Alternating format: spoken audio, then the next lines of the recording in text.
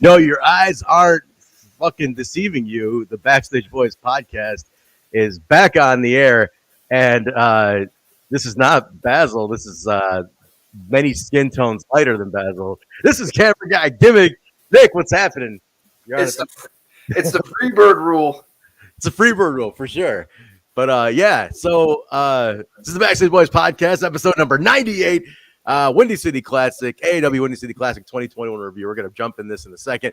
But at the top of the show, I want to just say real quick, because people are probably confused where the fuck Basil is. Your guess is as good as mine. I have no idea. He's kind of doing his own thing. So full disclosure, I have no idea. Nobody really knows what's going on. But Nick and I were talking about doing an AAW podcast. And he just bought this nifty, beautiful microphone that's pointed at me and you guys who are watching this live. But we decided, why don't we test run it on this, because this feed is still up, and we'll test run it here. And if all goes well and everything looks good, we're going to start kind of laying the seeds for the AAW podcast. We'll kick off in 2022. So what better show to kick all this off with than the Windy City Classic 2021? But all right, now that all that business is at the top, what's up, Nick? Shit, man. Just chilling after a long day. What about Cooking some fucking sweet potatoes. Like, what were you doing before this? Nick's a chef, man. For anybody watching, apparently he's like Gordon fucking Ramsay with a camera. No. I will say I make a mean buffalo chicken dip, but I digress. My grandma had made me sweet potatoes for Thanksgiving. Right. We had to reschedule because my brother has the vid. We call it the panini around here. Panini, okay. You can't say the actual full word. Can't say the full word because then like YouTube will flag your video because it's like, oh, they're spreading information. So then yeah, you can say the vid, but I even think the vid's off too. So like I wanted the panini instead of the pandemic. You call it the panini. Okay. So we rescheduled our family Thanksgiving. So since we did that, my grandma blessed me with a tray of my own sweet potatoes. So that's what I was doing before this. Nice.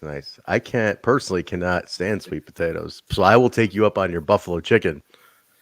Dude, I normally can't stand sweet potatoes either, but my grandma, dude, you know how grandmas are. Like they just do something, and then it's like, I know, it's dude. Like God touched it, but she puts like marshmallows on top and fucking toasts them so they're all like brown, and it's just they're good. Dude, yeah. So like I was at Nicole's house. They know her as the nurse around these parts.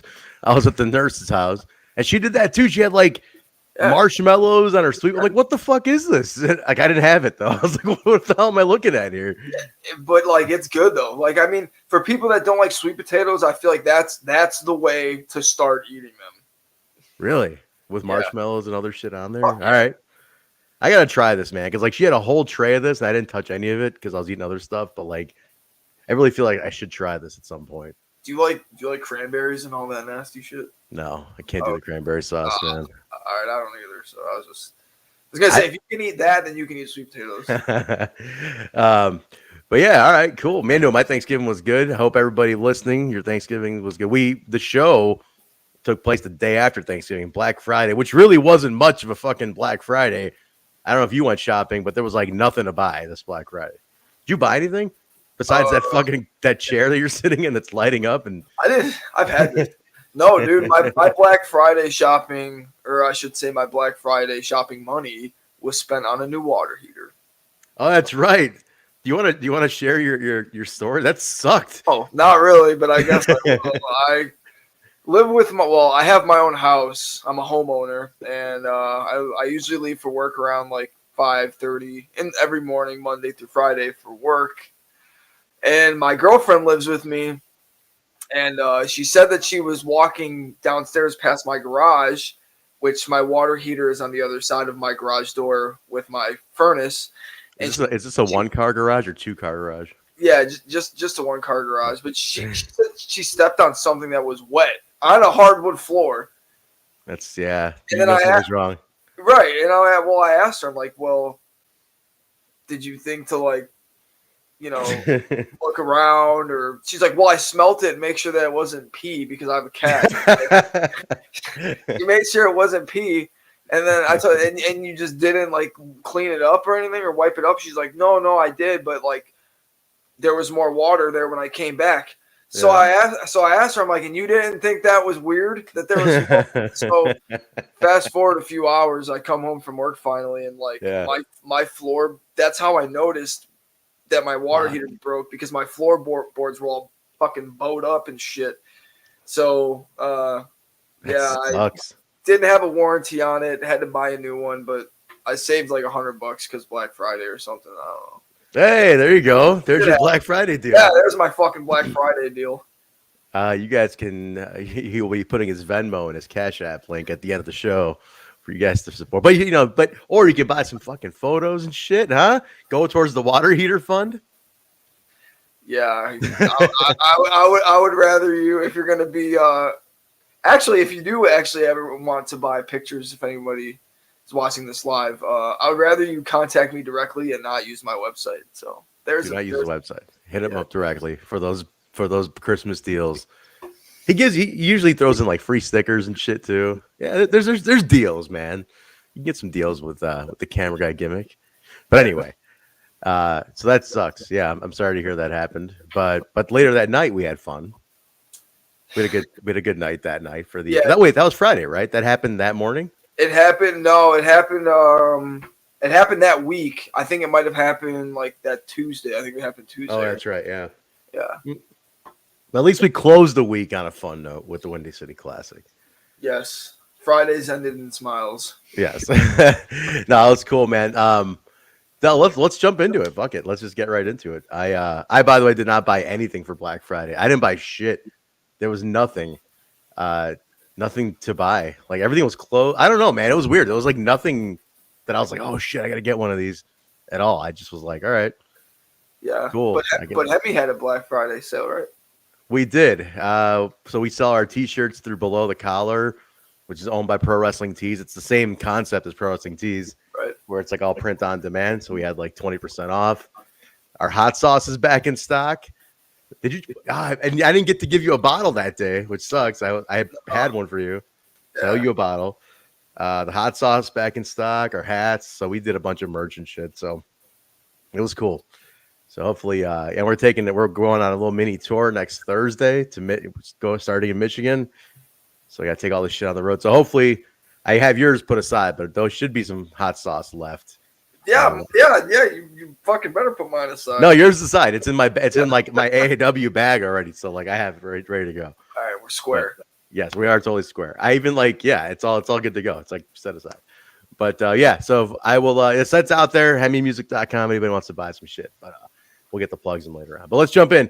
AAW Windy City Classic 2021. This is kind of like the season finale of shows for AAW. Like that's always been the Classic. A couple years we did it in December. Like really closed the year out. But like normally it was the Black Friday show.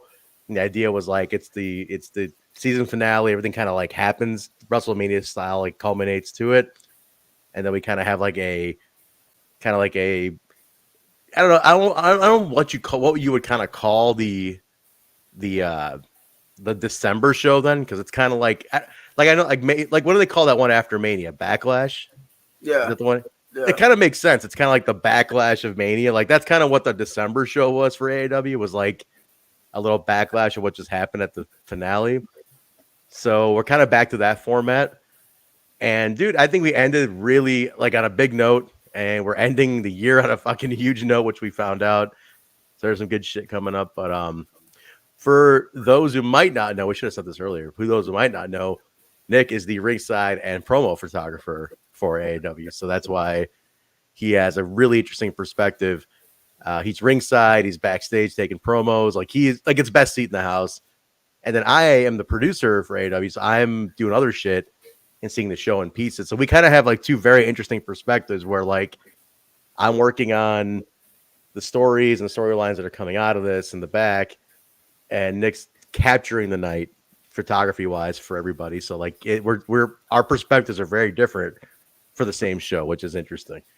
So we'll kind of give you both of those perspectives now and let you guys know how we kind of both saw it. So clearly Nick saw more of the show than I did, but obviously I've seen enough. I saw the video playback and stuff too. So, but let's get in. Let's jump in right away, man. Let's do it. So what was interesting? We opened up with a women's match, which I can't remember. Did we ever open up with a women's match before? I could not remember, like, this whole year. I don't think we've ever opened with a women's match. I don't think. No, I think that was the first time we did this year. Which I thought was cool because, like, I don't think anybody. It was different. It was a different vibe. Yeah, and it was a hot match to start off with too. It was a fatal 4-way. Winner gets the number one contendership to the women's championship. Christi, Jaynes, Charli Evans, Lady Frost, and Sierra. Charli and Frost making their debuts. I found out though that none of these ladies had ever worked each other before, like at all. Neither one had worked one-on-one or any kind nothing. Like they barely have met. That's how it was. I was like, but you can get. Doesn't surprise me now that you say something about that. It doesn't surprise me because like of the area. Obviously, with Charli Evans being like overseas, and then Lady Frost is kind of not so much in the Midwest, you know. Dude, that's true, man. And I was kind of shocked that Sierra and Christi hadn't because they've been in the company for a bit. And I was like, yeah, I guess they haven't. But here's the thing about this match: you can totally tell none of them worked each other for the first like 4 minutes.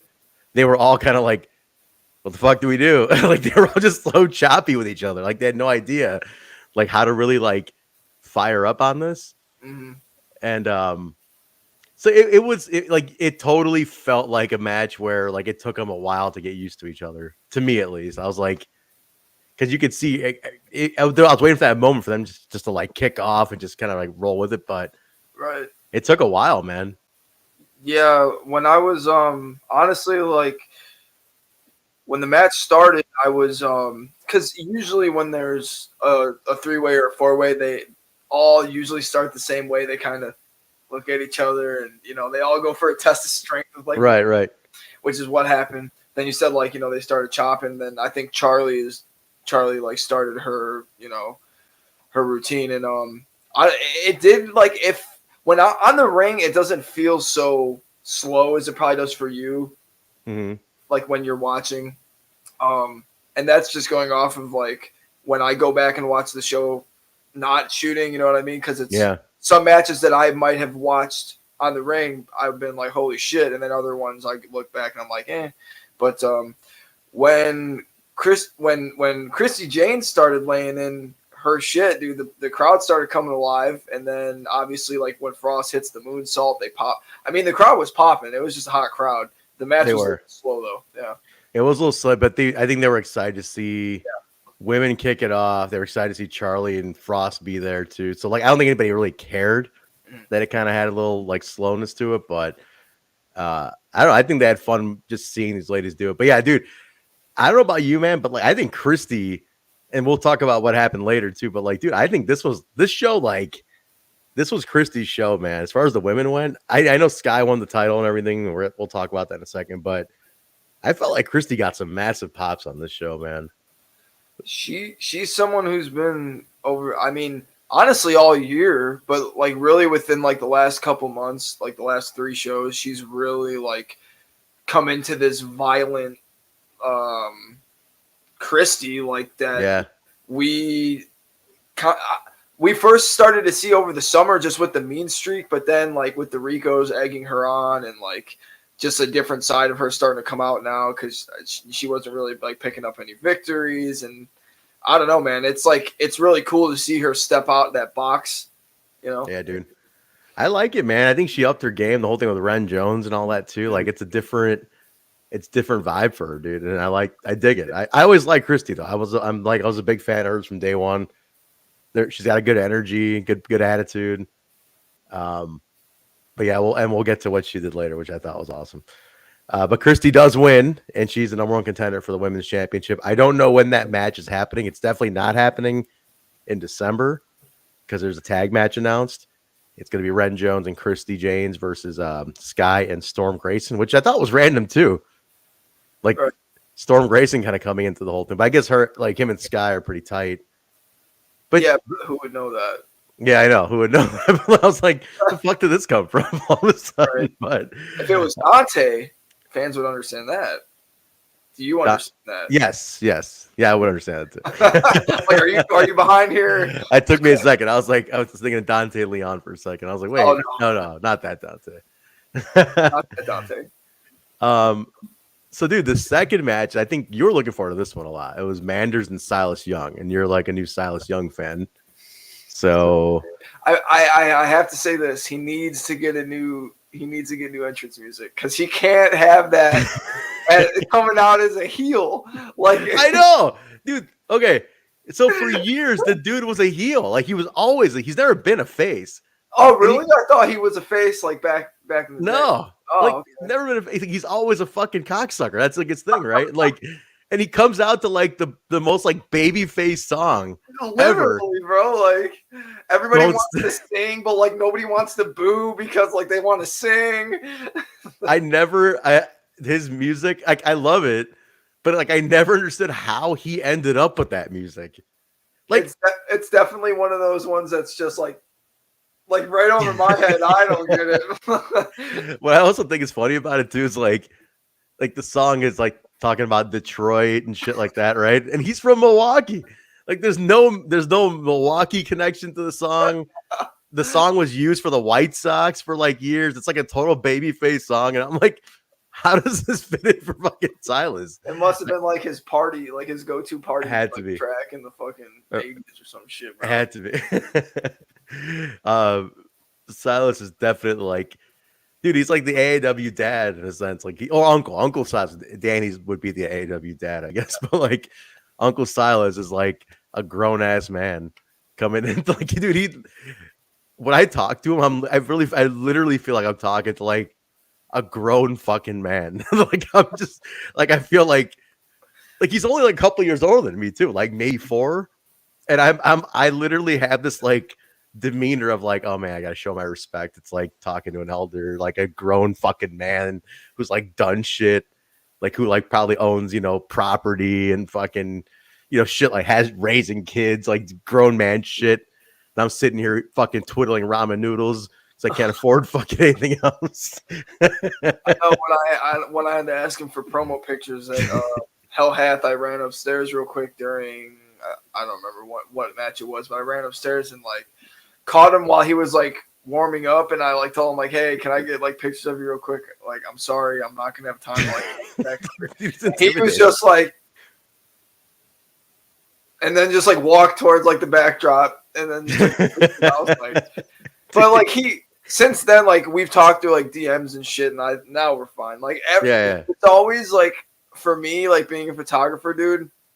There's always that weird like you look at somebody and you're like they know you want to take pictures, but they don't want to take pictures. And like if you go up and ask them to take pictures, you're kind of an asshole. It's my job, you know what I mean? And like it's not that they don't understand that. It's just I know how it is, dude. Like you just got done like playing a show, like I'm talking like hot as fuck on the stage, like you just performed inside like fucking the Patio Theater or something in Chicago, right? And like good reference off the stage, and there's just people like in your face, like with cameras. You'd be like, "Get the fuck out of here!" So I digress. But dude, Silas Young, like I was telling you when I watched him at him versus Fred at Hell Hath No Fury, I didn't know what to expect because, like you said, he looks like so grown. I was expecting him to be more of like a catch can like. But he was doing like kip ups and fucking headstands on the turnbuckle and shit.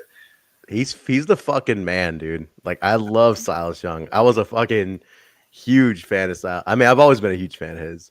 Yeah, you can go, man. That was the first time like I had ever seen him work. I know, like we talked about this, but yeah, I wasn't so into like Ring of Honor. I knew who he was. I had just never seen him work, and then that was the first time I seen him work with Jaynes. Yeah. And I was like, he's so good, man. Dude, he he's got something to prove, man. Like that's his thing right now. Is like, people maybe look at him as an older guy, Ring of Honor closing and all that shit, and they're looking like he's got some shit to prove, dude. Like he's out to like show that he could still go. He can hang with guys like Fred and Manders, and like that's what he's out to do, man. I think he fucking. Two batches in, I think he's already shown that to everybody. Well, and Manders too.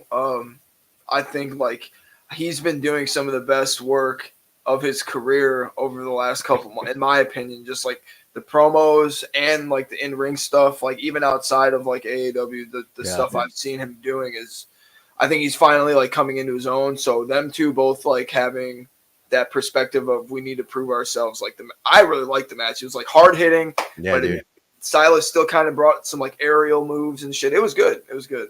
Dude, this was fun, man. I am turn your volume. I think I can hear myself through your thing a little bit. Just turn me down a little bit. But yeah, dude, it's a good feud. Like I kind of want to see this keep going. Like I think they had good chemistry.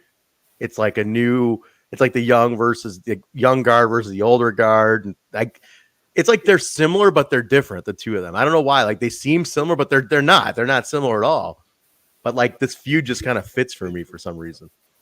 Yeah, and with him coming up and replacing Mance because of the injury and basically defending the fans' honor, because that's what Mance was doing. It was a little disappointing that he didn't walk away with the win, but Silas had the tights, so maybe there's a rematch there. He did have the tights. I'm really kind of hoping for a rematch at some point with this dude. Mance is out for like at least till the spring, right? Like that's a bad break.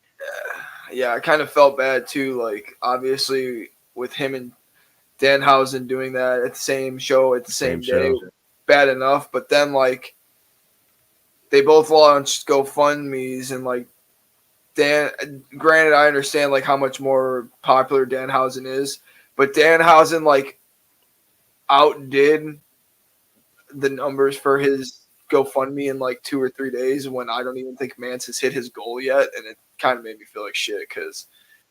Well, two things with that though. Danhausen launched his immediately. I think Mance only waited like a day. No, later. dude, he waited a while, man. Really? He waited it was almost a week, man, until he did his. Like he didn't put it up right away, and then like he's not. Like Danhausen's really good at social. Like dude's on social media all the time. Like, you know what I mean? Yeah. Like Mance, he's on it, but he's not like the best like hashtagger, link share, tagging shit. Like he'll just put something up and like SGC motherfucker. It's all it'll say. Yeah. I get it. I just felt bad for him because it's they're in the same hospital. I get it, but I think it's really cool though that the fans are able to like we live in a society now where obviously with like technology and shit, we're able to like help people who we enjoy watching. And I think that's cool that like Danhausen was able to like break out from his goal, Yeah. But I mean, contrary to what people think, man, these guys, they don't, they're not making a shit ton of money, right? Until you're signed to a guaranteed paycheck every week, like you're not making a ton. Like you do okay, your merch and your what you make at shows and all, but it's not like all these guys have day jobs. They work during the week, they wrestle on weekends. Like this isn't a full-time thing for them yet. So not being able to like further your brand for 6, 7, 8 months, whatever it is, like it's not easy. Like Sami Callihan had the same thing. He had the spiral fracture, ankle break. He's been out since July. And Sammy's probably out for another 2 months at least. Like they're all like in the same boat. They all these like ankle breaks, man, and it sucks. Like that's one like you're never fully the same from. You're always gonna be different when you come back, and it's tough. You have metal plates in you and shit, so like it's tough, man. So these guys, I would say like I would encourage anybody if you can afford to pick up a T-shirt or put a GoFundMe donation in. Toss on what you can. Like it really does help these guys out just to keep them going. So, but yeah, Danhausen. But Mance, dude, I'm bummed because he literally like he's such a heartbeat of the company, dude. Like I love the guy. Like I think he's awesome. And I remember when he lost the belt. Like you probably saw this. There was 2 people in the front row. I'll never forget this. Who were fucking crying when he lost the title to Fred in like July. Like they were fucking crying, like legitimately. I look over and there were people crying, and then Mance is going around the ring going, I'm sorry. And I'm like, oh my God, this guy just fucking gets it, dude. Like he's so good at what he does. Yeah, and man. And that match was fucking like honestly, that was God damn. one of the matches where I had the goosebumps and I felt it like when Fred changed, when the belt changed to Fred, like I felt the energy change in the room. Dude, totally. Yeah. Like it looked like Fred had to kill him. You know, like that was one of the most. That's United We Stand, right? That was one of the most intense matches ever, dude. Like there's that photo you took of Fred just standing over like the carcass of Mance. Like Mance who just fought with everything and just couldn't go on. Like I was like, this fucking photo just says so much right now. Like literally, like he had to kill him to take this belt away. Such a good fucking match. But yeah, I hope Mance comes back healthy, man. But yeah, Manders in the meantime, defending the honor. I guess I want to keep it going, dude. I think Manders is really good. Like he really just gets better and better and better every show. And you snapped your favorite picture of the show too, the happy cowboy photo. It's Chipmunk Manders. It's Chipmunk Manders. Did you post that? Is that up? No, I don't know. I don't know if he'd like that. I put it in the photo gallery, so I mean, all right, for a meme or something. All the photos are up, by the way, right? Like everything has been shared now for every match. Yeah, everything's been shared. I uploaded everything to my website. I put them on Facebook. Just gotta drop them in our Dropbox. Yeah, and then they're also in like Instagram, Twitter, like the photo blocks are up. So if you guys want to see the pictures, they're all everywhere in AAW Pro Social. So let me add on to that. Before we move on. With my new camera, after I edited everything, we have over 440 pictures from this show. Is that the most you've ever done? Yes, I usually have we usually have over 200. So I double that. Not including the live taping. So consider that it's how many? It was 9 matches. 1, 2, 3, 4, 5, 6, 7. Dude, out of 9 matches, there's almost 500 photos. Like, if that tells you guys how much work post-production has to do, like how much he has to do, like Nick's not done when he leaves the show. Like there's sifting through 400 photos and finding the best ones of each match is not fucking easy. And my girlfriend in the middle of it give me shit because I'm in the room editing all day. Are you like... Is your next day are you just in the room all day? Dude, I get home, come straight here in this room, edit the couple that we need for that night. Like titles and stuff. Changes or whatever. Then I'll wake up the next morning and I'll be in here for at least like 8 hours before like I go eat or anything. And then it usually takes me, I would say, because first I gotta go through the pictures and like pull them in from my memory card because I don't pull all of them in, obviously. And then after that, you have to edit them. So it total probably takes me around like 20 hours. What? Per show? Yeah. Fuck, 20 hours? Yeah. Dude, that's bonkers, man. Like I don't know how you do it. I would assume maybe like. I would say 16 to 20 hours. Like, depends on how much shit I get, like how easy it is to edit. Sometimes editing it might be a little bit easier, save me time. But yeah, bro, over 400 this time. So it's fuck. That's a lot of pictures, man. Jesus Christ, fucking 20 hours. That's what I'm saying, man. This is the kind of shit people don't know.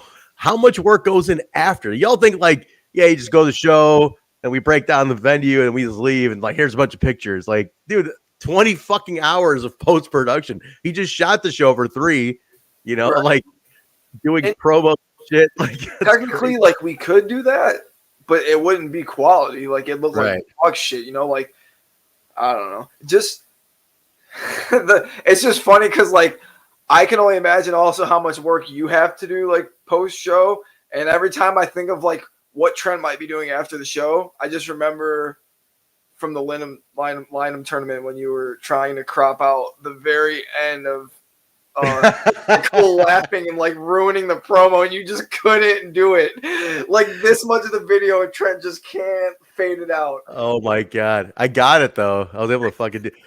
So for anybody that doesn't know, this is total behind the scenes shit. But like, I had a money like Lineham was a tournament, so it's like there's several times I'm getting reaction promos from everybody, right? So Josh, I get the final Josh one before he goes out for against Fidget. And like, you know, it's tight. Berwyn Eagles Club is a tight little venue. Bourbon, I got space to do shit. So like I'm filming Josh and Nicole's off talking to Bravo or something. And he's intense. He's like, Fidget, this is it. 2-time Lion winner. And like just ends it. And you hear Nicole in the background going, like super loud. And I'm like, what the fuck? And I'm like, oh no. And I'm like, I'm on my phone playing editor, trying to get this fucking laugh out. And it's like, I'm listening to Josh like several times over, like, Matt Fidget, this is my night. And like, you're going to know what it's like to be the walking weapon. It's just burning your head from hearing it over and over. Dude, I had to play it like 1,000 times. And I told her she felt terrible. And then she thought I was like making fun of her. I'm like, I'm not making fun of you. I should have yelled out cutting a promo and tell everybody shut the fuck up. Like, so it's my fault. But like, I was able to like crop it right at like the end and then like fade him out. It totally worked. But I was like, son of a bitch, man. It was so ridiculous. Post-production work you're talking about. Dude, it was, man. But getting promos and imagine trying to like get guys to do promos after they just wrestle a 30-minute match too. But people like Fidget were down at this last show with his you see that fucking promo he did where he's like, dude, I replayed that shit over and over. I was just going back. Oh, that shit was so funny. I loved it. We'll talk about it in a second. But yeah. So yeah, for any match we're doing, so there's reaction promos. Like I'm talking like legit, I'm getting them. They're coming backstage and I'm like putting a camera on their face, but I want that really raw feel reaction from them. And it's something that I'm very proud of that I do at the company. That's something that I think it's like, it's new, it's fresh, and it really tells an additional story to what you just saw out there. So I particularly love it for guys like Ace Austin. It's like Ace Austin's a very methodical wrestler and promo. Like he really wants to make sure what he says is like right. And he takes a long time to like really formulate. He takes his time to like get it together. But when I'm like throwing a camera in his face, like he's like forced to give me something. And dude, I want to tell him like, man, when you're up against the wall like that, you're actually really like, it's good. Like maybe don't overthink a lot of your shit. Cause like he's really good off the cuff too.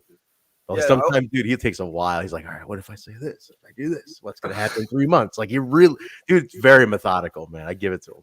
I like how you do that too, because I've obviously I shoot for a couple different promotions, and that we're the only one that does the like you said, like instant feedback. Yeah, man. I'm trying to make it's like a signature of ours, and I'm really just like I'm super proud of the fact that like the people all the guys and girls are really receptive to it as well. So I like that. And watch somebody steal this now that we put it out there, but whatever. So from that, we went to the women's championship. This was Sky Blue and Allison Kay. Allison, who had a hell of a run, 140-day total reign, I believe. And this was Sky's night, man. Like she's so like over right now. It's like bananas. So Chicago, like it's her moment. And I didn't see much of the match. I was kind of in and out of the room. I saw the whole finish sequence and everything afterwards, but like match wise, how was their chemistry? Because I didn't see fully too much of the match. Well, this was the third time they've worked, right? Yeah. So they worked once at Take No Prisoners in a one-on-one, and then they had there was a three-way with her, Christi, and Allison, I believe, right? Yes. Yeah, that was a three where Allison retained it. Yep. Right. And okay. I would say this one was probably number 3 out of the 3. It wasn't a bad match. It just I don't know. Like there was just something about that match for me that like didn't. It's not that it didn't click. It was just a little off. I don't know what it was. Mm-hmm. But like Allison dominating most of the match and Sky having like, the babyface comeback, the typical. It really works when she's as over as she is. You know what I mean? It's nuts. And I honestly wasn't expecting Sky to win. So when she won, it popped me because I've known Sky, personally now for like a little over a year. She was one of the first matches I shot in AAW was her and Sierra at an live taping.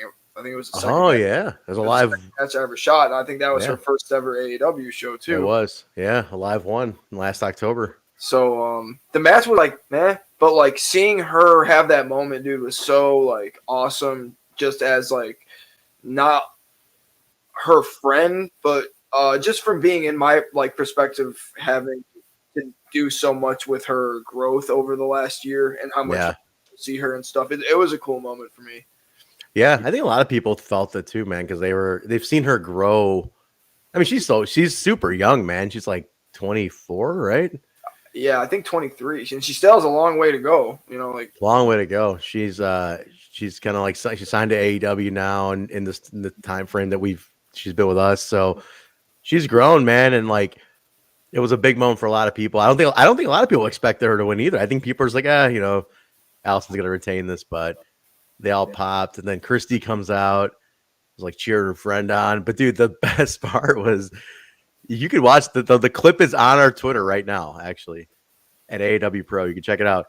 So the win sequence and the whole thing happened at the end, and then Christi coming out, and then dude, Christi like is hugging her, and then she just decks her in the face, and like the crowd just loses their shit. Like they're like, oh. And she starts beating her ass, and like Ren comes out and Heather Reckless, and it was chaos, man. And Storm Grayson does come out to help Sky, right? After Heather Reckless came out and failed. Yes. So that's where the Storm Grayson tie-in comes in. Yes. But dude, I thought the the reaction to Christi turning on Sky was fantastic. Like it was like you couldn't call it like. I don't know. It surprised me that the crowd popped like that because it was so obvious. But it's just how over Sky is. Like I can't say it enough. That post, I was telling you, the post that I did at 3 a.m., the promo picture of her the belt has done better than anything AAW has posted in the last 2 years. That's crazy, man. That's nuts. And that posted at 3 in the morning. 3 in the morning. Which I don't know how. Same on Twitter. It blew up on Twitter. Like it's just she has that like cult. She's starting to get that cult following now that like she's been on TV and shit. So I don't know, man. It was cool. Wasn't expecting her to win, so that was a good surprise. Yeah, it was definitely cool, man. Definitely a good moment. Title changes, man. Like end of the year title changes are always fun too. So that was the first one of the night. Next match. I stole the show. I'm gonna say it. I think it was a show stealer. I think it's what everybody's talking about. People almost died in this one. That's what it felt like. It was the 8-man ladder match. The winner earns a shot at any championship of their choosing. There was a contract hanging above the ring. It's Shaft, Ren Jones, Storm Grayson, Gringo Loco, frontman Jossie, Jake Lander, Braden Lee, and Hartenbauer, who replaced Davey Vega, who was put into the 4-way later on in the night. Dude, I don't even know what to say. Like, you just need to watch this match because I think like the ladders buckled, they collapsed, people nearly died. I don't know what the fuck else to say. Like it was shooting those matches are so difficult because if there's like so many people on the outside like that, and we're trying to, and if say Braden and Ren is in the ring. And then everybody else is on the outside doing their thing. You got to watch out for the other guys that are like wrestling. And then you want to try and get what's in the ring. So those matches are fucking hectic for everybody, not just the wrestlers. That's why there's 2 referees out there anyway. There's like you have 2 refs out there. Yeah, 2. 2 refs, 1 photographer. Like Jimmy's sitting there in the corner. Like, I don't know, man. It was the most chaotic. Honestly, I'm going to put this as it was the most chaotic AAW match I've ever seen in my life. Really? Like, it was so, because usually I've never seen an 8-man ladder, man. I've seen like 6. That's the most I've seen do a ladder match. I don't know what fucking wild hair grew up Danny's ass, and where he decided to like put 8 people in this. But it was like I don't know. I loved it though. Like it was so goddamn chaotic that I was like, what? I jumped up. I was like posting stuff online at like the production table, and there were times where I jumped up thinking like somebody broke something or got like smushed or whatever. I was like, oh my God. What the fuck just happened? When fucking Gringo and Lander were on the ladder, and I think Gringo was gonna suplex Lander, and I think that's what was happening. But the fucking ladder imploded. Yeah, like you said, buckled, but it didn't just buckle. Did you see I got a picture of it buckling. Did you see that? Yeah, I did, dude. Yeah, it literally looks like someone like crushed it, like Godzilla, that shit, dude. Yeah, so wacky.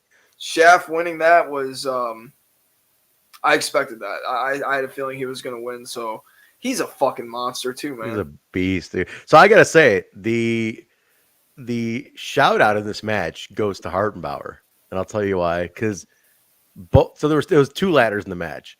Both the guys went nuts. They destroyed him so badly that by the time it came like to later on in the match, like they were buckling, like they killed these ladders so bad.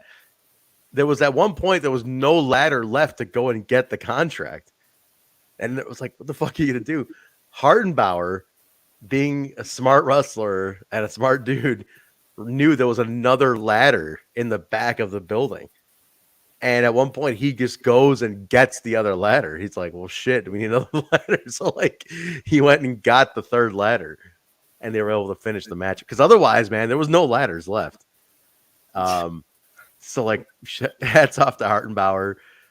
He got a promo afterwards, too, outside, and he was fired the fuck up. I really wanted to get looking back, I wish I got a promo with everybody in this match. It would have been a lot of chasing down, but I can't imagine the adrenaline going on after you leave a match like this. I did get Shaft though, and he was, his very Shaft self. Yeah, I think Storm Grayson has really over the last couple months been improving a lot. Also, He's a big kid, dude. He's a big dude, and I've seen him work a couple other promotions. I think this next year he's gonna start blowing up a little bit. I'm trying to get him to pull out his promo style. He's definitely not a talker, but I want to try to get that out of him. He's from his build from the most random place. It's like from Naperville, Illinois, Storm Grayson. I remember like a couple of shows ago, some guy's like, who the fuck wants to admit they're from Naperville? Like somebody in the audience. And Storm looked like somebody just shit in his breakfast. So he's like, what the fuck? That's how Naperville people are, bro. They're like, how could you hate Naperville? He just had that look like, my parents still live there, man. What the fuck? It's like someone else, like the guy said in the audience, and you hear like his buddy was like, damn, like some fucking roast. Poor Storm Grayson. But yeah, I want to bring out, dude. I gotta work on Storm Grayson. That's like another project. I want to cut a good promo with him at some point. Shaft wins, and then I get the promo I got with him. He signed the contract on tape, and he said he wants to go after the heavyweight title. So he's throwing his name in the hat. When that happens, we don't know. So we'll find out soon enough. But Shaft is, he chose the heavyweight championship. So because it was for you can choose any title you're choosing. He chose that one. Next one's a Bourbon Street fight. Ace Austin, Myron Reed versus Hakeem Zayn and Karam, the Hustle of the Muscle. This feud's been building for months. Like, this is definitely a feud that's been in place for like pretty much the Panini year that we've been back, like since Alive in April, and it's pretty much been going on that since like the second stretch that we came back. And so the heritage belts changed between these guys. A lot of feuds, Gia Miller's been attacked, like all sorts of shit's been going on. So were you able to get out they fought on the bar too? Like I didn't get to see any of this one because I was stuck in the back. So I'm gonna rely on you for this. Yeah, it started in the ring. Ace and Myron, I think, hopped the rail. I think they came through the crowd, and of course they went right into the crowd with, Hakeem and Karam, and then they didn't spend a lot of time on the outside, not as much as usual. But eventually they all made their way to the bar, and Ace, I got a picture of Ace kicking Karam in the face, like off. Oh, really? Yeah, and I don't think, honestly, I don't think anything crazy happened. I think Ace might have did a crossbody off the bar, and then they went right back by the ring, and he did one of those his capoeira moves on the bar at one point. Like he did, yeah, he did that. I saw him do that, but yeah, they were. I didn't think they were on the outside for too long, man. I didn't hear too much about it. No, and then they went back and got some stop sign and a chair and all that good shit. You know what I liked about this though? None of these guys are normally hardcore street fight type dudes anyway. So it was different seeing them. We were talking about that like the week beforehand, that I've never seen any of these guys in like this scenario. So yeah, I also enjoyed that.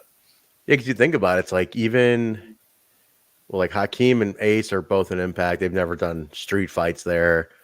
Myron is MLW. I've never seen him do anything. I don't really get to watch theirs too much. I don't think he does hardcore there. And Karam, I know for sure doesn't do hardcore. So like this is different for them, man. Like totally different for all these guys. So I like throwing these guys into that kind of stuff. Myron is like mainly like a tag wrestler at MLW. Oh yeah, he's part of like a faction or something, right? So he's definitely not doing Jordan Oliver. He's not a bad tag wrestler though, man. Like both of these, like all these guys are good tag wrestlers too, actually. Mm-hmm. Like you could immediately plug these two teams into a tag division. Like they're not bad. Like these guys all have some chemistry. Hakeem and Karam, like they're just like peanut butter and jelly. They just for sure. They look great together and they work great together, and I love them together. I do too, man. They're two of my favorite dudes. We're a big part of. I will say, like me producing was they were like the big part of me getting involved in it. They were like my first real project that I sank my teeth into. So, definitely gonna keep going with them. But Ace and Myron win. It's a good match. I think there's definitely more to come out of it because Ace and Myron teased about who's gonna go for the Heritage title now. Now that they won, who's going to do it? So now we don't know. We'll find out. We go from that to Russ Jones and Larry D, which there was that. Okay, so there was a moment where they were facing the hard camera and they were just knocking the shit out of each other. I don't know did you ever come around to the other side of the ring and get that like punch out? Because I'm like, oh my god, this is because I was sitting at the production table. I'm like, this is such a fucking cool photo to take right now. And I don't know if I was behind, like I was where I usually shoot, like when it's like a straight on from the entrance. Yeah. But I did get like them, like it literally looks like two bulls fucking locking horns, and they're both like, head to head, like grabbing each other. Yeah. They are, man. Like these are like these are animals. These guys are fucking beasts, dude. They were just knocking the shit out of each other. My only gripe with this one was that I wanted a little more explosiveness out of Russ. Like I wanted him to kind of really kick up when when he started making that comeback. I'm like, dude, you gotta like that audience was like, you have like that one moment where you can like hook the audience, and on a comeback. And if you don't like look at them and acknowledge that like, hey, I'm making this comeback, like, are you with me kind of thing? Like if you don't like include them in that, they kind of wait for it, and then like if you don't do it, they kind of like they lose that moment. So I was like waiting because he was firing back up. I'm like, dude, look at the audience because they're like ready for this comeback, and he like didn't engage him. Like fuck. So but dude, all around, I think Larry D's fantastic. I remember like when he first came in, I was like, I'm not digging this guy. I don't get the hype, and then you fucking get it with him. You're like, dude, this guy knows how to work a match. Like he gets timing, psychology. Like, he knows when to fucking nail that punch in there and shit. Like, I want to encourage everybody, like, really watch Larry D work a full A to B match. Like, this dude, he just knows how to, like, get to it. I don't know, man. I don't know how to put it. Like, he just gets it. I love Larry D, man. But you got another cool picture of Russ on this too. You got your favorite he's become one of your favorite guys to shoot. Dude, I love everything about him, bro. Like, he is just he's one of the guys I praise the most, I think, there. Yeah. He has a great look, and I just love how hard it looks like he's laying the shit in, but he's really, like, you know, it looks like he barely touches you, and he is fucking very intimidating, but such a nice guy. You're killing the gimmick, man. Killing the gimmick right now. Hey, you know, Backstage Boys, it's fine. Dude, he's a very intimidating looking guy, though, man. Like, I can't imagine, like, if you tried to, like, fuck with him, could you possibly be thinking and try to even, like, fuck with a guy like Russ Jones? That dude, he looks, it's crazy. You look at pictures of him like 10 years ago, you'd never guess it. You're like, what the fuck? That's Russ Jones. I showed my girlfriend a picture of him from when he was bigger. I don't know how long exactly it was, and she didn't believe it was him. She thought it was somebody else. I'm really? Like, fucking Russ. I'm like, go back, hit the back button, and then scroll up, and then you'll see his current pictures. That's Russ. Crazy, man. Yeah, he's a monster of a human being. Like, a total fucking beast. Like, if you ever are going into war, like, that's the guy to call. But yeah, just a beef beatdown type match. Check it out. Russ is definitely that guy. Like, he's gonna be your guy to, like, just have these kind of fights. Next was the AAW Tag Team Championship. So Ace Perry has brought in Hammerstone as his tag team partner, which I already love on paper, which looks amazing to me. That it's fucking Ace Perry and Hammerstone. And they're taking on Jake Something and Dante Leon, who has pretty much taken the spot that Kurt Stallion had as part of the tag team champions. But dude, I was wondering though, does Dante get counted as a tag team champion because he's defended the title twice? I don't think so. I wouldn't even really consider him, like, because even Jake walks out with both the belts. Oh, he's right. He did. Like, Dante never even touched it, I don't think. So, it sucks. And now that kind of opens up a feud for Jake and Dante. Yeah. Because did Dante take the pin on this? He did, but Jake, it seemed like there was no hard feelings. Looking at his cage match does not count him as an AAW Tag Team Champion. Good, because he should be. Poor bastard. I was even talking. I'm like, yo, Dante, do we count you as a tag champ now? He's like, I don't know. I mean, it'd be kind of cool if you did. And I'm like, I just love the promo you did with him at Lionel. Yeah. He's just like, and he's like, when Jake Something asks you to be his tag partner, fuck it. He just walks off. He's like, fuck it, you do it. Just leaves. Yeah. That's all I want. I was like, just give me your straight feeling of, like, just being thrown into this shit. But Ace had posted a picture, which I hadn't even really I hadn't thought about them like that, Ace and Hammerstone. Ace posted a picture of Shawn Michaels and Diesel. Oh, totally, dude. Yeah. And I was like, oh shit, okay, yeah, I see that. Definitely. The one I compared it to was, it reminded me of Owen Hart and the Bulldog. Yeah, you were saying that, yeah. That to me was like straight up. It was like I loved the promo. It's like, Ace Perry did it. Yes, Ace Perry and Hammerstone did it. Like, I was fucking dying, dude. And he's like, I told you all Ace Perry was gonna do it. And then Hammerstone too. We were Ace Perry. No, and then, like, he walks away and Hammerstone's just like, what the fuck did I get myself into? It's just like, I loved it, man. This is gonna be such some, like, if this keeps going, like, if they are like the odd couple, I'm gonna fucking lose it on these promos, man. I love it though. I think it's a random ass team, but it totally works. Totally worked. I didn't know prior to being at the building like what was going on. So when I seen that on the paper backstage, I was like, that's interesting. Yeah. But then like when they were actually, I think it kind of clicked with me after they won.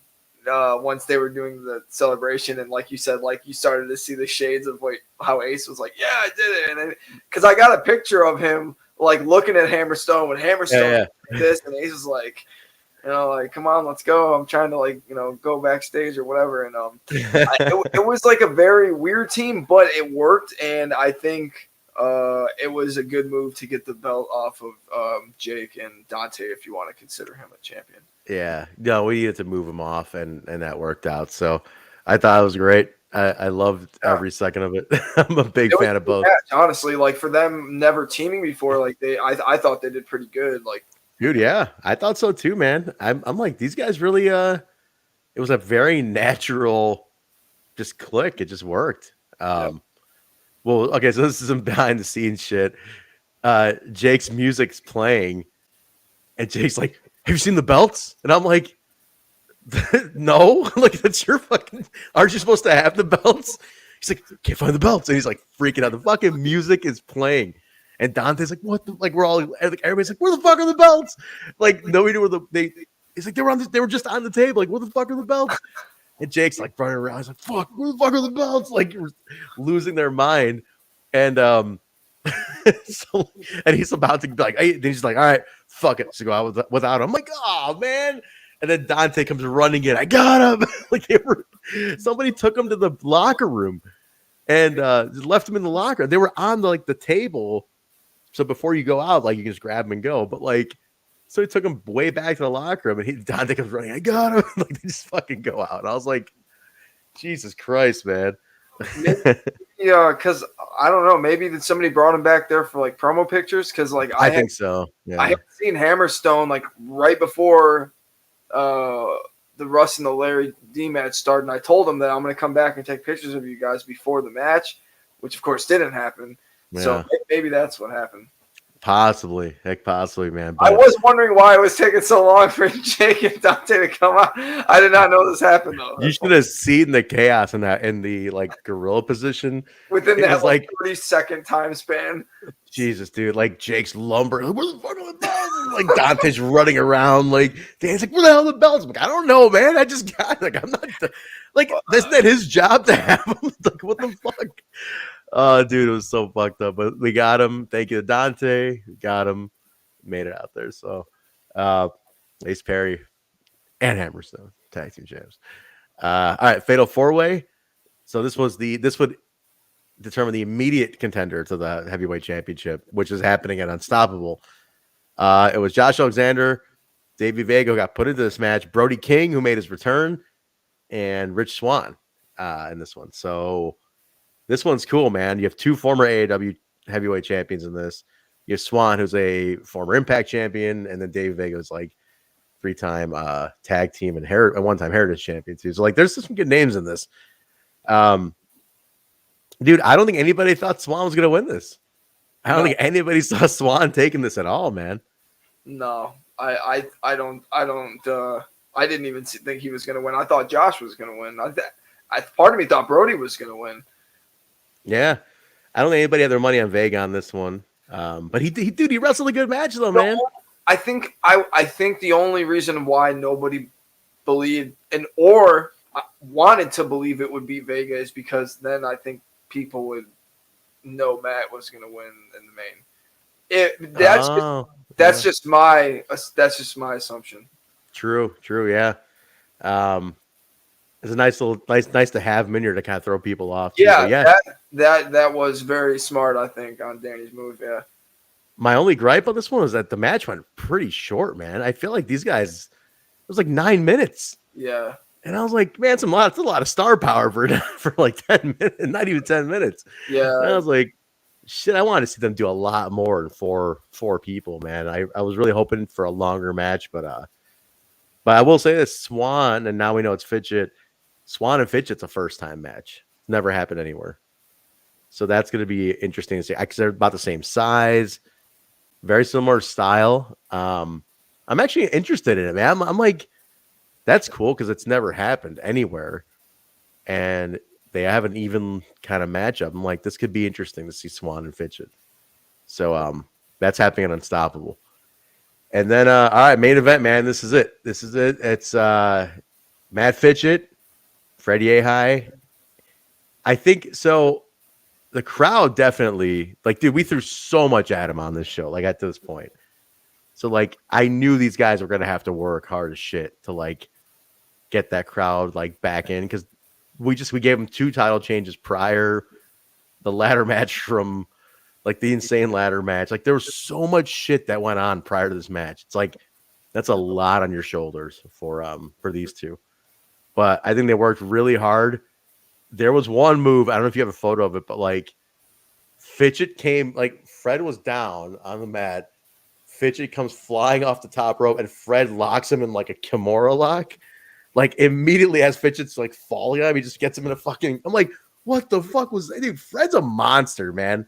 That guy is insane at what he does. I seen him do something like that at I don't remember who he was wrestling. I seen him do something very similar to that. But yeah, I got a picture of him when he was actually in the Kimura or whatever he had him in. Yeah. That dude, I just can't. I told Fred after the match. I went up to him and I told him, and I just wanted to say, after watching you over this past year and like really being close up and watching you, work, that you're a fucking machine. That's what I told him. And he's just like, oh, thank you. I appreciate it. He's like, thanks, man. Yeah, smiling. Literally. Yeah, thanks, dude. Yeah. He's like, thank you very much. It's really nice of you. He's like, oh, me? Not me. Thank you very much. You know what spot popped me? Fitchett always does like that Pele on the yeah. But they went on the inside, so like I heard someone behind me was like, oh, he's not gonna do the Pele. But then he did the Pele on the inside instead on the outside, and that was funny. It's funny that somebody in the audience even like brought it out. He's not doing the Pele. Yeah. Fucking yeah, right. Like, where's the fuck's my Pele?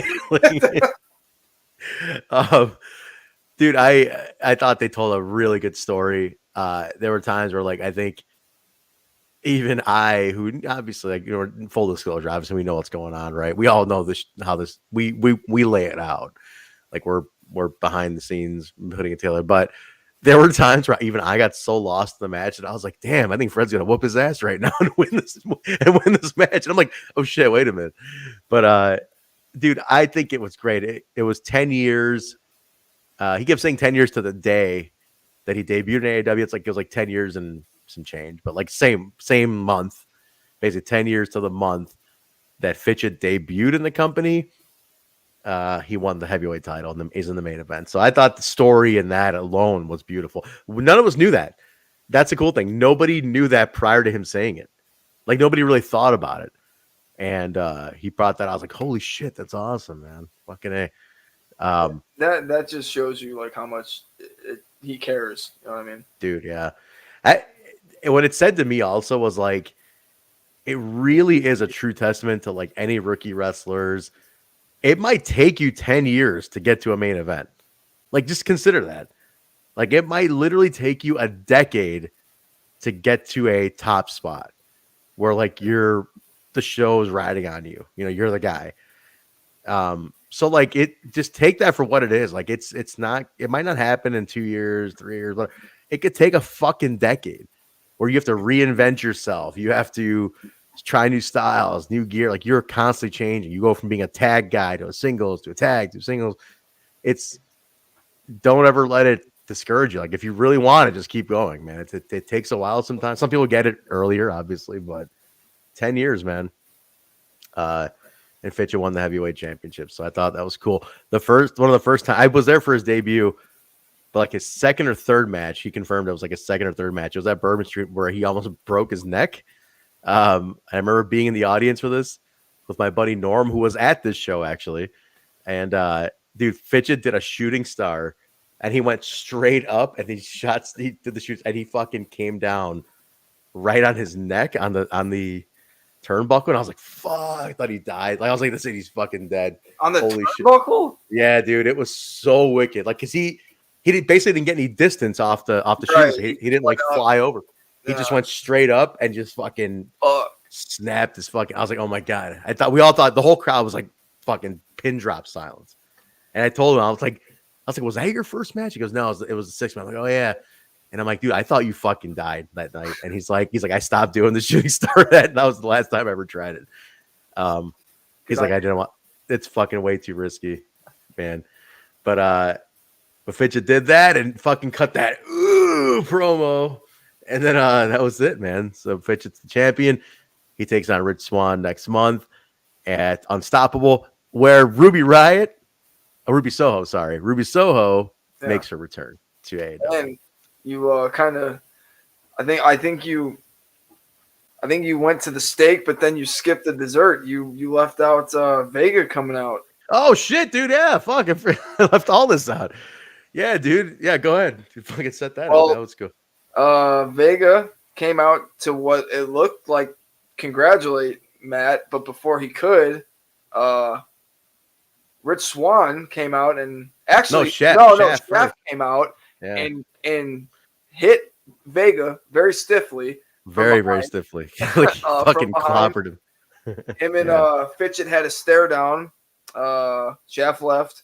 Fitchett offered to help Vega up. Vega took his hand. They had a stare off. Vega clenched his fist, looked like something was about to happen. And then Swann came out, went to go hit a double. I don't know if it was a double springboard cutter or if he was just trying to hit Fitchett, but either way, Vega pushed Fitchett out of the way. Vega takes the cutter, goes down again. Fitchett goes and picks up the belt. Him and Rich have a stare down. And then, again, Fitchett helps him get up after the crowd's telling him to not help him get up. And Vega just walks off. Doesn't say anything. And nothing. Big besties chant, but he walks off, man. And that was it, dude. Off the air, big cheer for Fitchett, and that was it, man. It was a good ending, dude. Oh yeah, totally fucking like I skipped right over all that, but that was a badass ending for sure. It sets up the next season, you know, in a sense. So I'm psyched. But yeah, going back to what I was saying, Ruby Soho's coming back home. Fuck those guys anyway. Ruby Soho, get those tickets to Unstoppable. Get those fucking tickets, motherfucker. Like, I gotta sell that. We gotta sell the Logan Square Auditorium out. Stage front row sold out, right? Or stage seats are sold out. Yeah, we got a front. I think the stage is all out, front's out, second's almost out. But yeah, I guess gotta get them quick, man, because they're gonna go fast. But dude, her return, it's literally 5 years to the day and to the show that she left. Exactly. Like I put up, I was looking at like cage match again, and I was like, when was her last match? I was like, Kimberly, Unstoppable 2016, December 30th. And I'm like, no shit, man. It's the same day, same match, or same event. We need streamers. Yes. And bring streamers. Going to fucking ball her eyes out. Yeah. Yeah. Bring streamers. Bring fucking whatever you want to do. Like, let's make it cool. Yeah. One time when Josh Alexander won his first title, it was at Bourbon. And dude, we had like the ticker take fall down from the ceiling. And I'm like, man, I wish we could do that again. But like, I guess like they had it, like Bourbon Street had it set up already. Oh. And then he won it. It's like the ticker take shit. I'm like, oh, wait, it's awesome. I've never really. So do they disguise that well enough to where you can't like tell or how? Because obviously, if the crowd looks up and sees that, they're gonna know something's happening. Yeah, it's like it's usually in like this netting that's kind of like up in like the rafter, you know, like it's just kind of hidden up there. Mm-hmm. And there's like a release string that would be kind of like backstage, and it kind of goes over things, and like it's kind of where that light control booth is. And basically, you just kind of like pull it, and that's it. Some places have it electronic, where it's like a little metal thing, where it's holding it. It just kind of dumps it. But yeah, but that's it, man. Unstoppable's next one coming up. That's the Windy City Classic 2021. It's one of my favorite ones. I think it was it was such a full show, man. Total blast. I loved it. I had a really good time. Your photos were amazing. I think all the video looked good. Everything just came out cool on this one. Thanks, man. But yeah, dude. So I think it was probably top 3 of the year, definitely. Yeah. it's just it was a good ender, man. It was a good like storyline season ender. And I think it told everything, accumulated everything to this, and I thought it was really neat. But yeah, you have anything to plug? Anything coming up you want to put out there, just real quick to everybody? When are we like we're gonna release this, right? I'm putting this. This is live now on YouTube. No, I know it's live, but we're gonna like upload. You said we're gonna upload it to the YouTube channel and all that. This is on the Backstage Boys one for now, but it's gonna be on audio, like iTunes and all that stuff, like immediately too. Oh, okay.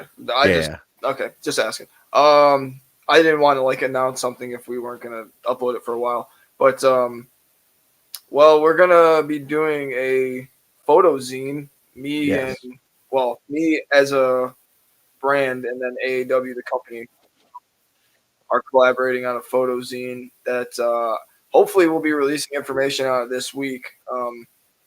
That's going to be cool. And then no, I don't really think I have anything else to plug, but I do want to show, this is just, I guess, between me and you. I'm going to send this to you when we get off here. I did take a entrance video of Fred that maybe we can use for something, because pretty solid. Yeah, send it to me, man. But yeah, that photo zine, guys. If you follow Nick, Cameraguygimmick, without the C, on Twitter, there's been little previews of kind of what you're gonna see in the photo zine, and it's a collaborative effort. We'll give you release dates, and more information will be out very soon. And it's going to be a total collector's item. Like, this is an absolute collector's item. So you're going to want to pick this up for sure. Yeah. I don't want to give too much info because I don't know like what Danny doesn't want people to know about who might be in it or whatnot. So I don't want to say too much. But yeah, the blackout pictures that I've been putting out, the portraits, those are kind of like a prelude type thing. Yeah. Well, previous stuff. Like Trent just said, we're going to release more information on it, hopefully this week, if not next week. Yep. So stay tuned for that, guys. That's all coming out pretty soon. But yeah, I mean, other stuff at Unstoppable, we'll let you know. It's still early. Today's the 1st, so 29 more days. We got Christmas to get through first and all that stuff. So I want to thank everybody real quick. If you donated to the Toys for Tots drive at the Classic, huge thank you. We got a ton of shit. So a ton of gifts for these kids, and everybody brought tons of wrestling figures, which was hilarious. Like a lot of wrestling figures. I think there's like two.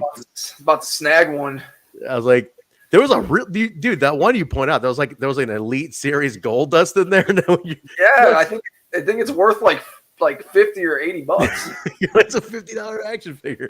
Some kid's gonna get it. Be like, this guy, I don't know who this guy is. Fucking awesome. Throw the wig off, lose the wig. But big thank you who donated. I think we'll be doing another food drive at Unstoppable. So another food drive for the Feed America and Food Depository, because it doesn't stop. And I think January will be a coat drive. So we're gonna be doing the AAW. The charity division is definitely full effect. It's going to be, my plan is making a monthly thing. There's always something we can do, however little we can do it. Let's contribute what we can. So food drive coming up at Unstoppable. And then, actually, no, we don't have a show in January. February will be a coat drive. So let's get that out, or whatever we come up with at that point. So we'll figure it out. But yeah, Nick, plug your Twitter and all that stuff too. You can find me on Twitter at Cameraguygimmick without the C, on Instagram at Cameraguygimmick, Facebook at Cameraguygimmick, and you can see all of my photos and all of AAW's photos in high quality at cameraguygimmick.smugmug.com. Nice. Guys, you get me at Trent Zuberi over on Twitter, and the company we just talked about, AAW Pro, Twitter, Facebook, and Instagram. And check that out. Also, this show is available on twitch.tv/the BSB show. Also, YouTube at youtube.com/Backstage Boys, ProRCTees.com/Backstage Boys. All audio platforms: Apple Podcasts, Stitcher, SoundCloud, Google Play, iHeartRadio, TuneIn, Spotify, Pandora, Amazon. Rate, review, and subscribe, please. Check that out, guys. Also, like we said, kind of a test run for what's going to be an AAW podcast on the official AAW channels like YouTube, and it's our own audio feed for that. So this is all going to be on Backstage Boys, because we're kind of test running everything. I think it sounded great. Your mic works. Definitely tweak it a little more. I think you might have to flip it the other way. Like, I think it's catching it on like that side of your mic. I don't know. You might have to mess with it a little bit. I don't know, man. Or like put it straight like I got mine. Dude, it doesn't, like, I don't know. Oh yeah, it does. I don't know. You might have to mess with it a little bit. There you go. Yeah, I think. All right, yeah, we're gonna make that sounds good. That sounds good right there, actually. Cool. Yeah, perfect. Right. Cool. Yeah, man. I had fun though. I like this. This is fun. But nice, man. I will. But yeah, so keep an eye for that, guys. We're probably gonna kick that off in 2022 because we're gonna get it's gonna be AAW production. I mean, Rob is definitely, on still a part of the company, so there's gonna be Rob level production. There is a teaser trailer out. Speaking of Rob, a new Rob Malinowski film, Gunslinger. The teaser trailer has been put out. Go check that out. So we're gonna get a proper intro, get the graphics and all that stuff set up for the AAW pod. So full formal format for it will be released as we get it. But Danny will be involved. It's gonna be really cool. So stay tuned for that, guys, and we'll let you guys know. But in the meantime, I think that's it, man. Anything else? Just to add on, I guess, what to probably maybe expect from this podcast, at least from what I understand. Because yes, we'll be doing stuff like this, reviewing recent shows, but we're gonna do some other stuff too, like maybe review old shows, like maybe Unstoppable from Ruby's last match, maybe some of Danny's matches in AEW. Maybe we'll watch some with Danny. I mean, we're gonna have some fun on here, dude. So when the Panini first started, we did a Twitch thing, and it was like me, Rob, Danny, Mike, Brian, I want to say, and it was like we called it like Last Call, and it was just like us chilling. We were watching old matches, and then like Hakeem called in, and like a bunch of people called in and shit. But we watched, like, it was the Danny and Tyler Black, Seth Rollins like hardcore match from Berwyn. That's like one of the ones the fans selected or something, and dude, it was awesome hearing Danny like talk about one of his matches against like one of the biggest stars in the world today, who he trained. Was just hilarious to like hear like I cannot wait for the inside stories that Danny could have on all these shows. So it's gonna be fun, man. Well, yeah, like Nick said, we'll talk about old shows. On off weeks, we'll maybe pick like certain topics, or like we'll review an old one with Danny, or then we'll talk about the current shows, things like that. So we'll come up with a proper format, and then we'll let you guys know with all the details. So, but cool. I think that's it, guys. In the meantime, yeah, just follow the socials, AAW Pro and everything for AAW. I'll say, and then the Backstage Boys podcast. We've been off for a bit. Like I said, Nick, thank you very much for doing this on this feed with me. It's been a while since we have done anything on this feed, so it's still up. Figured let's use it to do a test run of things, and we'll go from there. But yeah, guys, that's about it for us. Have a great rest of your week. Don't forget, pick up your tickets. Like, they literally are flying right now because Ruby Soho's coming back to Chicago to AAW, like her home. So it's going to be a big deal. So, like, you don't want to miss out on this. It's at Logan Square Auditorium, AAWPro.ticketleap.com. But other than that, man, we are out of here. Have a great rest of your week, everybody. Stay tuned to all the socials for any details regarding a pod, and we'll talk to you later. I think that's it, right? Yeah, see ya. For me. All right, later, guys.